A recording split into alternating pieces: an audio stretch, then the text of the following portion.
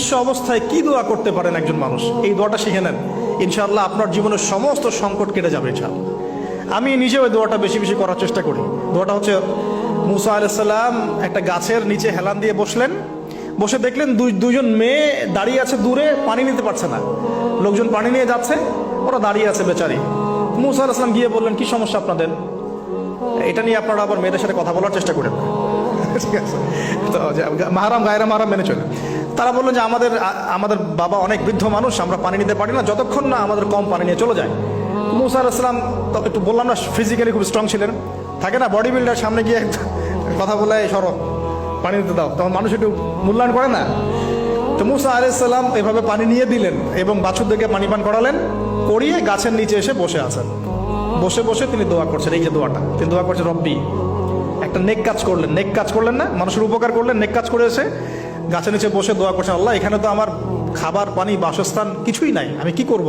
রব্বি ইন্নি লিমা আনজালতা ইলাইয়া মিন খায়রিন ফাকির, রব্বি ইন্নি লিমা আনজালতা ইলাইয়া মিন খায়রিন ফাকির। আবার বলেন, রব্বি ইন্নি লিমা আনজালতা ইলাইয়া মিন খায়রিন ফাকির। অর্থ হচ্ছে, হে আল্লাহ, তুমি তোমার পক্ষ থেকে আমার উপরে যে নিয়ামতগুলো দিবে, আমি এর জন্য ফকির হয়ে বসে আছি। আল্লাহ অর্থ বুঝে পড়বেন ভাই, নামাজ রোজা হজ জাকাত যাই করেন আল্লাহর ওয়াস্তে অর্থ বুঝে পড়বেন।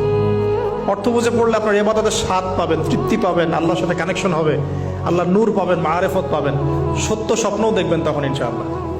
তখন শুয়ে শুয়ে সত্য স্বপ্ন দেখবেন ইনশাআল্লাহ। আল্লাহ পাক তৌফিক দান করবেন। এবার আল্লাহ পাকের সাহায্য নেমে আসলো, ওই দুই মেয়ের মধ্যে একজন হেঁটে হেঁটে চলে আসে। এবার এই মেয়ের হাঁটা সম্পর্কেও কোরআন কথা বলেছে, সুবহানাল্লাহ। এই মেয়ে কিভাবে হেঁটে এসেছে এই হাঁটার বর্ণনাও কোরআন দিয়েছে। কোরআন বলেছে এই মেয়ে হেঁটে আসছে লাজুক পায়ে। এখন আপনি এই পুরো ওয়ার্ল্ডের মেয়েদের হাঁটা দেখেন, লজ্জা আছে? তাহলে মেয়েদের সাথে লজ্জার একটা গভীর সম্পর্ক আছে। এই মেয়ে প্রশংসা আল্লাহ পাক কোরআনে করলেন, লাজুক পায়ে লাজুক ভঙ্গিতে অবনত নয়নে সে হেঁটে আসলো। এখন আপনি কেলে যান, গো টু খেল, আপনাদের টুইন টাওয়ারে যান, দেখেন সবার হাঁটা চলা দেখেন। হায়া লজ্জার কোনো বালাই আছে এখানে? আমি গত লেকচারে বলেছিলাম যে আদম আলাইহিস সালাম এবং হাওয়া আলাইহিস সালাম, ইবলিস তাদের সাথে প্রথম যে আচরণ করেছে ওই ফল খাওয়ানোর পরে, সেটা কি? তাদের গা থেকে পোশাক খুলে পড়ে গেছে, মানে নগ্ন করে দিয়েছে আমাদের পিতামাতাকে, মহাবিশ্ব নগ্ন করে দিয়েছে কে? ইবলিস। তো এখন এই পৃথিবীতে আমরা যারা নগ্নতার চর্চা করছি, তার কার এজেন্ট আমরা বুঝতে বাকি আছে? আমার কথা কি বুঝতে পারছেন কিনা? এই কানেকশন মেলানোর চেষ্টা করেন, ডটসগুলো মেলানোর চেষ্টা করেন। সামনে যাই প্রিয় ভাই, এই মেয়ে এসে বলছে, আমার বাবা আপনাকে ডাকেন, আমার বাবা আপনাকে ডাকছেন। তিনি গেলেন, বাবা শুআয়ব আলাইহিস সালাম। তখন এক বোন ইনডাইরেক্টলি বাবাকে বোঝাচ্ছে যে বিয়ে শাদী দিলে ভালো হয়। এক বোন বলছে যে আপনি তো তাকে পুরস্কৃত করতে চাচ্ছেন, তাহলে এইরকম কওয়িউন আমিন একজন মানুষকে সবচেয়ে ভালোভাবে পুরস্কৃত করা যায় তার যথাযোগ্য প্রতিদান দেওয়ার মধ্য দিয়ে। তো মেয়ের ইশারা বাবা বুঝেছেন, তিনি নিজের এক মেয়ের সাথে মুসা আলাইহিস সালাম বিয়ে দিলেন, সুবহানাল্লাহ। তবে শর্ত দিলেন, দেনমোহর কি? মোহর তো নাই। মোহর কি এবার? মোহর হচ্ছে 8 বছর তোমাকে আমার ফার্মে কাজ করতে হবে। এটা আগেকার একটা স্টাইল ছিল, সুন্নাহ। এটা এখন নাই যদিও, আগে এরকম ছিল যে দেনমোহর দেওয়ার জন্য এই একটা পদ্ধতি ছিল। যেমন ইয়াকুব আলাইহিস সালামের ক্ষেত্রেও এরকম 7 বছরের কথা আসছে, তিনি 7 বছর তার শ্বশুরের ফার্মে কাজ করেছেন। এটা নতুন ছিল না ওই সময়, এটা কমন ছিল। এখন যেমন আমাদের দেশে কমন 10 লাখ টাকা মোহর হবে, 10,000 টাকা দিব, বাকিটা সব বাকি, তাই না? তো এরকম আর কি কমন কিছু বিষয় থাকে আর কি। আস্তাগফিরুল্লাহ, মাফ করো। বলবে বাসরাতে, বলবে আমাকে মাফ করে দাও। শুরুতেই নিজের গায়রথহীনতার পরিচয় দিল। আবার এদিকে শ্বশুরের কাছে মাশাআল্লাহ মোটা আমাকে ডোনেশন নিতে চাচ্ছে, যৌতুক। বিয়ে আমাদের ওখানে মাশাআল্লাহ মানে কেনা বেচা, মেয়ে বিক্রি করতেছে আর ছেলে কিনতেছে।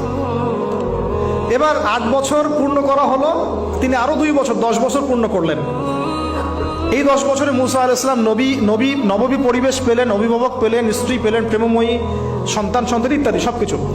এবার আল্লাহ রাব্বুল আলামিন তাকে মিশরের দিকে যাওয়ার যে সময়টা এখন হয়ে গেছে, 10 বছর হয়ে গেছে, মিশরের দিকে যেতে হবে। যাওয়ার পথে স্ত্রীর প্রসব বেদনা উঠেছে।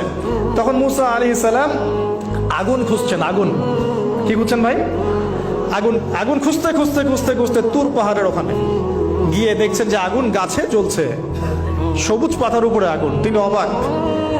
এই সময় আওয়াজ আসলো, বিসমিল্লাহির রহমানির রহিম, ইন্নী আনা রাব্বুক ফাখলা'না আলাইক ইন্নাকা বিল ওয়াদিল মুকদ্দাস তুয়া। মুসা, ইন্নানি আনা আল্লাহ লা ইলাহা ইল্লা আনা ফা'বুদনি ওয়া আকিমিস সালাতা লিযিকরি। মানে এখানে অনেকগুলো কথা আছে, সূরা তাহার মধ্যে আছে। আওয়াজ চতুর্দিক থেকে ভেসে আসলো। মহান আল্লাহ রব্বুল আলামিন তার শান অনুযায়ী, তার ইজ্জত অনুযায়ী তিনি যেভাবে কথা বলেন সেভাবে মুসা আলাইহিস সালামের সাথে কথা বললেন। আল্লাহু আকবার। বললেন, ইয়া মুসা, হে মুসা, ইন্নানি আনা আল্লাহ, নিশ্চয় আমি আল্লাহ, লা ইলাহা ইল্লা আনা, আমি ছাড়া কোনো ইলাহ নাই, ফা'বুদনি, তুমি আমার ইবাদত করো, ওয়া আকিমিস সালাতা লিযিকরি, আমার ইবাদতের জন্য সালাত কায়েম করো, আমার জিকিরের জন্য সালাত কায়েম করো, আমার স্মরণের জন্য সালাত কায়েম করো। ফাখলা'না আলাইক, তোমার জুতা খুলে ফেলো, ইন্নাকা বিল ওয়াদিল মুকদ্দাস তুয়া, তুমি তুয়া উপত্যকায় আছো, পবিত্র তুয়া উপত্যকায় আছো। আদব শেখানো হলো। এভাবে অনেক কথোপকথন হলো। নবী মুসা আলাইহিস সালাম ভয় পেয়ে গেলেন এবং আল্লাহ পাক আরো কথা বললেন, ওয়ামা তিলকা বিয়ামিনিকা ইয়া মুসা, তোমার ডান হাতে এটা কি? মুসা আলাইহিস সালাম বলছেন, ক্বালা হিয়া আসায়া আতাওয়াক্কাউ আলাইহা ওয়া আহুশু বিহা আলা গনামি ওয়া লিয়া ফিহা মাআরিব উখরা, এটা তো আমার লাঠি, এটা দিয়ে আমি ডালপালা পারি, আমার ওই যে গবাদি পশু চড়াই। আল্লাহ পাক বলছেন যে ছুঁড়ে মারো, আলকিহা ইয়া মুসা, এটা ছুঁড়ে মারো।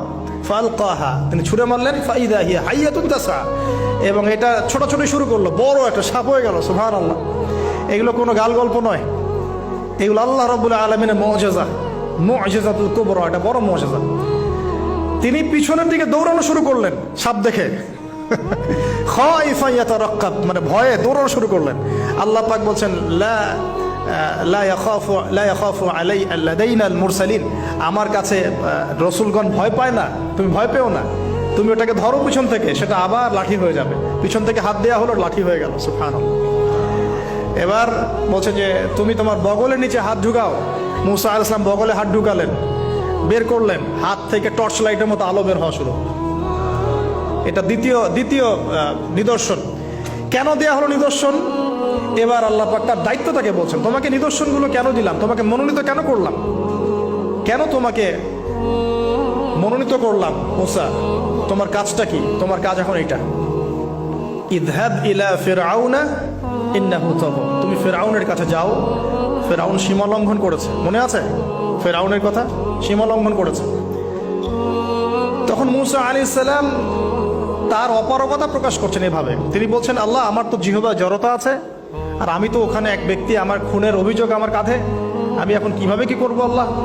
তখন আল্লাহ রাব্বুল আলামিন বলছেন, এই দোয়াটা করো। কোন দোয়া? মুসা আলাইহিস সালাম বললেন, রব্বি ইশরাহ লি সাদরি, হে আল্লাহ, আমার বক্ষ প্রশস্ত করো, ওয়াসসির লি আমরি, আমার কাজকে সহজ করে দাও, ওয়াহলিল উকদাতাম মিন লিসানি, আমার জিহ্বার সমস্ত জড়তা দূর করে দাও, ইয়াফকাহু কাওলি, যাতে মানুষ আমার কথা বুঝতে পারে। আর আমার সাথে আমার পরিবারের মধ্য থেকে ওয়াজআলনি ওয়াজিরাম মিন আহলি, আমার পরিবারের মধ্যে একজন ওজির আমাকে দাও, সাথী। হারুন আখি, আমার ভাই হারুনকে দান কর। সুবহানাল্লাহ। হারুন আলাইহিস সালামকে নবুয়ত দেয়া হলো, দুজনকে আল্লাহ পাক এখন বলছেন, ইযহাবা ইলা ফিরআউন, তোমরা দুজন এখন ফিরআউনের কাছে যাও। ফাইন্নাহু তাগা ফাকুলা লাহু কাওলান লাইয়িনা, তবে তাকে গিয়ে কর্কশ ভাষায় কথা বলবে না, নরম স্বরে কথা বলবে। দায়ীদের এখানে সুন্নাহ, দায়ীদের জন্য শিক্ষা আছে, দায়ী আলেম যারা মুবাল্লিগ তাদের শিক্ষা আছে। ফিরআউনের সামনে গিয়ে দাওয়াত দিলেও কিভাবে দিতে হবে? ফাকুলা লাহু কাওলান লাইয়িনা, নম্রভাবে কথা বলো। লাআল্লাহু, কেন নম্রতার সাথে? লাআল্লাহু ইয়াতাযাক্কারু আও ইয়াখশা, হয়তোবা নম্রতা প্রদর্শন করলে সে উপদেশ গ্রহণ করতে পারে, অথবা সে আল্লাহকে ভয় করতেও পারে। আল্লাহ পাক তো আগে থেকে জানেন সে ঈমান আনবে না, তারপরেও আমাদের আদব শিখাচ্ছেন আল্লাহ পাক এখানে। তারা দুজন চলে গেলেন, দাওয়াত দিলেন। ফিরআউন মশকরা করছে, ওয়ামা রব্বুকুম ইয়া মূসা, তোমাদের দুজনের রব আবার কে? হ্যাঁ, মুসা আলাইহিস সালাম বুঝাচ্ছেন, রব্বি আল্লাযী, আমার রব সেই রব যিনি জীবিতকে মৃত করেন, মৃতকে জীবিত করেন, ইত্যাদি। মানে যার হুকুম ছাড়া একটা গাছের পাতাও নড়ে না, যিনি মাটি থেকে সব উৎপন্ন করেন, বৃষ্টি বর্ষণ করেন, সব বুঝালেন। ফিরআউনের বক্তব্য তখন এটাই ছিল, তোমাদের কাছে কি কোন নিদর্শন আছে, কোন আয়াত নিদর্শন আছে? হ্যাঁ, নিদর্শন আছে। কি? লাঠি ছুঁড়ে মারলেন, সাপ হয়ে গেল। এখন ফিরআউন বলছে, এটা তো জাদু, এটা কি? আমার জাদুকররা ওটা পারে, জাদুকরদেরকে ডেকে না হলো, জাদুকররাও লাঠি ছুঁড়ে মারলো, সাপ হয়ে যাচ্ছে। কিন্তু এই বড় সাপ ওদের সব সাপকে খেয়ে ফেললো। তখন ফেরাউন কিন্তু ভয় পেয়ে গিয়েছিল। এরপরেও এই হাত বের করে আলোর এই নিদর্শন দেখানো হলো, তাওহীদের দাওয়াত দেওয়া হলো, ফেরাউনকে ভয় করতে বলা হলো, ফেরাউনকে সতর্ক করা হলো যে আমার রব, আপনার রব, সবার রব হচ্ছেন আল্লাহ। সবকিছু বোঝানো হলো, কিন্তু ফেরাউন এই কোনো কথাই গ্রহণ করলো না।